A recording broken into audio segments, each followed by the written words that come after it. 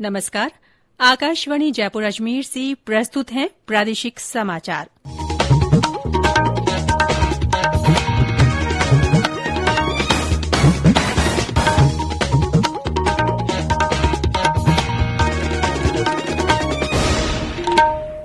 समाचारों के साथ मैं ऋतिका गुप्ता। 12वां राष्ट्रीय मतदाता दिवस आज मनाया जा रहा है। इस वर्ष का विषय है चुनावों को समावेशी, सुगम और सहभागी बनाना। इस अवसर पर नई दिल्ली में आयोजित कार्यक्रम में वर्ष 2021-2022 के लिए सर्वश्रेष्ठ चुनावी प्रबंधन के लिए राष्ट्रीय पुरस्कार और राज्य तथा जिला स्तर के अधिकारियों को पुरस्कार प्रदान किए गए।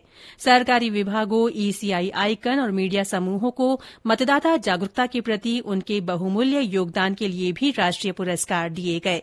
समारोह में नए मतदाताओं को सम्मानित किया गया और उन्हें मतदाता फोटो पहचान पत्र सौंपे गए। इस अवसर पर प्रदेश भर में भी कई कार्यक्रम आयोजित किए जा रहे हैं। राज्य स्तरीय कार्यक्रम वर्चुअल तरीके से जयपुर में रखा गया है। जिला स्तर पर भी कई कार्यक्रम हो रहे हैं।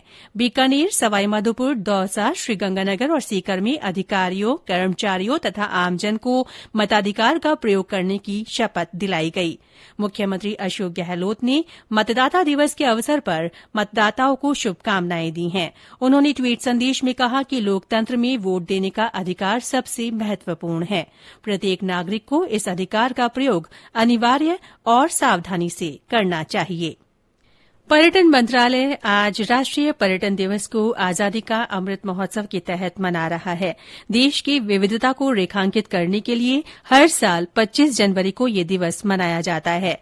मुख्यमंत्री अशोक गहलोत ने पर्यटन दिवस पर ट्वीट संदेश में कहा कि हम अपनी समृद्ध सांस्कृतिक विरासत, ऐतिहासिक इमारतों और देश की प्राकृतिक संपदा को संरक्षित रखने और बढ़ावा देने की प्रतिज्ञा लें। राष्ट्रपति रामनाथ कोविंद देश के 73वें गणतंत्र दिवस की पूर्व संध्या पर आज राष्ट्र को संबोधित करेंगे। राष्ट्रपति का संबोधन शाम 7 बजे से आकाशवाणी के समूचे राष्ट्रीय नेटवर्क और दूरदर्शन के सभी चैनलों से पहले हिन्दी और फिर अंग्रेजी में प्रसारित किया जाएगा।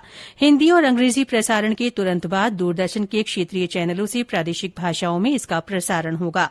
आकाशवाणी से क्षेत्रीय नेटवर्क पर प्रादेशिक भाषाओं में संबोधन का प्रसारण रात 9:30 बजे किया जाएगा। गणतंत्र दिवस को देखते हुए राज्य भर में सुरक्षा व्यवस्था बढ़ा दी गई है। श्रीगंगानगर में वाहनों की विशेष चेकिंग की जा रही है। अलवर में आज पुलिस ने प्रमुख मार्गों पर फ्लैग मार्च निकाला। इस दौरान जवानों ने कोरोना गाइडलाइन की पालना का संदेश भी दिया। दौसा जिले में सघन नाकाबंदी की जा रही है। सभी राजमार्गों और मुख्य सड़कों पर पुलिस की टीमें तैनात की गई है। देश में कोरोना के नए मामलों में थोड़ी गिरावट आई है। पिछले 24 घंटों में 2,55,874 मरीज मिले हैं। इस दौरान स्वस्थ होने वालों की संख्या 2,67,000 से अधिक रही। सक्रिय मरीजों की संख्या बढ़कर 22,36,842 हो गई है। वहीं प्रदेश में कोरोना के सक्रिय मामलों की संख्या बढ़कर 93,502 हो गई है। कल 9,480 नए मरीज मिले, जबकि 9,397 मरीज ठीक भी हुए। कल इस बीमारी से 23 लोगों की मृत्यु हुई। जोधपुर मंडल के जैसलमेर फलौदी रेल मार्ग के थयात हमीरा जेठा चांदन रेलखंड पर मालगाड़ी के बेपटरी होने से यातायात प्रभावित हुआ है। इसके कारण जैसलमेर लालगढ़ रेल सेवा रद्द रहेगी। वहीं लालगढ़ जैसलमेर रेल सेवा फलौदी तक संचालित होगी। जोधपुर जैसलमेर रेलगाड़ी और जोधपुर जैसलमेर स्पेशल रेलगाड़ी भी फलौदी तक जाएगी।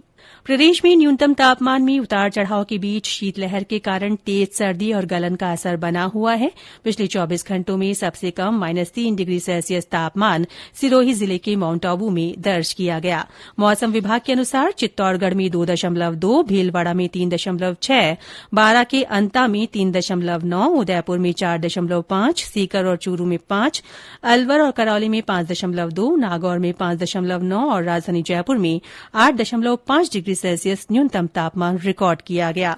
विभाग ने कहा है कि न्यूनतम तापमान में 2 से 3 डिग्री की गिरावट की और संभावना है, जबकि अगले 4 दिन कई जिलों में शीतलहर का असर रहेगा।